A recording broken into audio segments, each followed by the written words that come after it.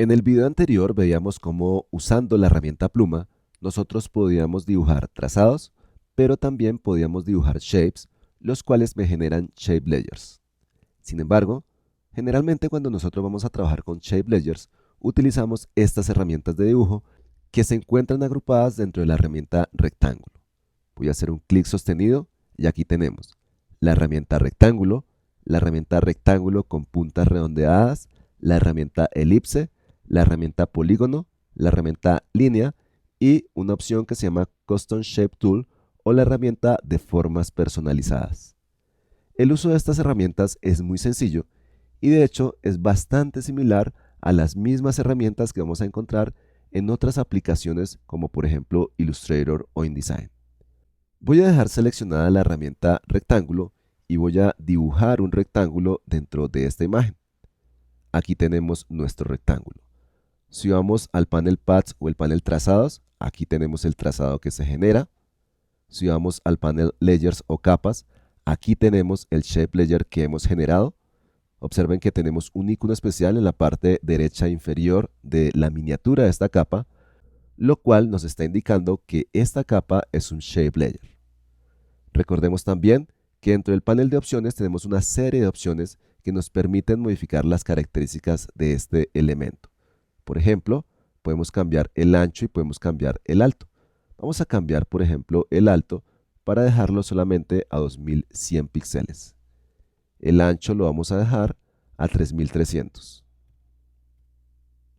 Tomamos la herramienta de selección y podemos, por ejemplo, desplazar este elemento. Vamos a deshacer ese proceso. Voy a ir a las opciones de alineación dentro del panel de opciones. Voy a decirle que quiero alinear este elemento respecto al canvas y posteriormente voy a hacer la alineación en sentido horizontal centrado y en sentido vertical también centrado. Ahora voy a tomar nuevamente la herramienta rectángulo, voy a hacer clic en estas opciones y voy a seleccionar la opción para excluir. Dibujo un rectángulo dentro del rectángulo que teníamos anteriormente y podemos ver el efecto de exclusión. Las áreas que se intersectan son áreas que están transparentes en este momento. Vamos a ir al panel de capas y observen que aunque dibujé dos elementos, esos dos elementos hacen parte del mismo Shape Layer y recuerden, tienen un efecto de exclusión. Con la herramienta de selección, yo puedo seleccionar para mover cada uno de los shapes o las formas que hacen parte de este Shape Layer. Observen que aquí tenemos el shape que está en la parte interna y aquí tenemos el shape que está en la parte externa. Yo puedo seleccionar, por ejemplo, también este shape y realizar el proceso de alineación respecto al canvas en sentido horizontal y también lo vamos a hacer en sentido vertical. De esta manera, los dos elementos están alineados respecto al canvas y a la vez están alineados respecto a ellos mismos. También yo podría pensar que puedo modificar, por ejemplo, los tamaños de estos elementos de forma independiente. Recuerden que tenemos dos elementos o dos shapes. Voy a seleccionar el shape interno, el tamaño me aparece como 3300 y miremos qué pasa si trato de cambiar ese tamaño. Vamos a decirle, por ejemplo, que el tamaño ahora va a ser 1000 píxeles de ancho. Observen cómo el tamaño se ajusta, pero a los dos elementos que hacen parte de ese Shape Layer. De manera que yo no puedo modificar ciertas características de forma independiente a cada uno de los elementos que componen este Shape Layer. Voy a deshacer con comando Z y voy a cambiar, por ejemplo, el color de relleno. Vamos a cambiarlo a color rojo y observen que pasa exactamente lo mismo. Estoy modificando, pero el Shape Layer en su conjunto. Vamos a deshacer también este cambio y ahora vamos al panel Properties o al panel de propiedades. Dentro del panel de propiedades nosotros podemos realizar modificaciones a las características de estos elementos y de hecho podemos realizar esas modificaciones de forma independiente a cada uno de los elementos, diferente a lo que no pudimos hacer dentro del panel de propiedades. Me explico. Si selecciono este elemento, es decir, el primer shape o la primera forma que yo dibujé, observen cómo el tamaño es 3300 por 2100 de alto.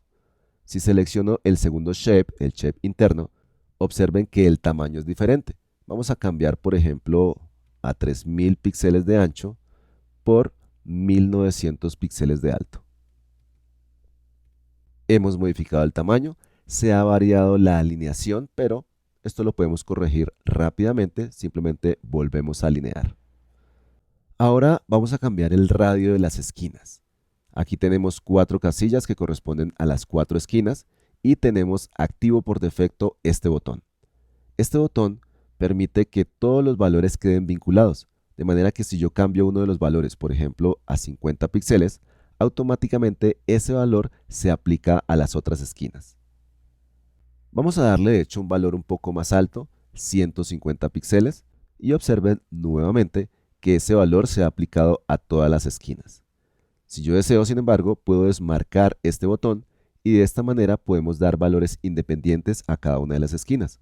Por ejemplo, a la esquina superior izquierda le voy a dar un valor de 0 y ese valor se lo voy a dar también a la esquina inferior derecha. Y aquí tenemos el efecto o el resultado de las modificaciones que nosotros hemos realizado. Por supuesto, podemos trabajar de forma similar con las demás herramientas que hacen parte de este grupo. Hemos trabajado con la herramienta rectángulo, pero puedo trabajar con la herramienta rectángulo de puntas redondeadas, la herramienta elipse, la herramienta polígono, la herramienta línea y la herramienta de formas personalizadas. Lo primero que voy a hacer es ir al panel de capas y dentro de este panel de capas voy a hacer clic en esta área para deseleccionar la capa que teníamos seleccionada o el Shape Layer. Como ya esta capa se encuentra deseleccionada, voy ahora a tomar la herramienta rectángulo de puntas redondeadas y voy a dibujar un pequeño rectángulo en esta parte. Como podemos darnos cuenta ahora dentro del panel Layers o el panel Capas, tenemos un Shape Layer totalmente independiente. Esto porque cuidé de deseleccionar este Shape Layer anterior antes de empezar a dibujar con esta herramienta. La diferencia entre la herramienta rectángulo de puntas redondeadas y la herramienta rectángulo estándar simplemente es que la herramienta rectángulo de puntas redondeadas tiene por defecto unos valores en las esquinas. Pero igual yo puedo tomar la herramienta estándar, dibujar un rectángulo y definir estos valores de forma manual. No hay mayor diferencia entre esas dos herramientas. Con comando Z voy a deshacer la creación de este rectángulo de puntas redondeadas y ahora voy a seleccionar la herramienta elipse. Dibujo un elipse, si presiono la tecla Shift dibujo un círculo perfecto, si presiono la tecla Option dibujo del centro hacia la parte externa. Esas teclas modificadoras que he usado, Shift y Option, funcionan exactamente de la misma manera de forma independiente a la herramienta con la cual nosotros estemos trabajando. Existen, como siempre, propiedades que yo puedo modificar dentro del panel Properties. Existen propiedades que yo puedo modificar dentro del panel de propiedades. Puedo modificar este elemento con la herramienta de selección, simplemente moviendo, por ejemplo, este elemento, o tomando la herramienta de selección directa y modificando los nodos de forma independiente, por ejemplo, si lo necesitamos, modificando los puntos de dirección si es necesario, escalando este elemento. Por ejemplo, voy a tomar la herramienta de selección de trazados, voy a seleccionar todo el trazado y voy a presionar comando T o control T.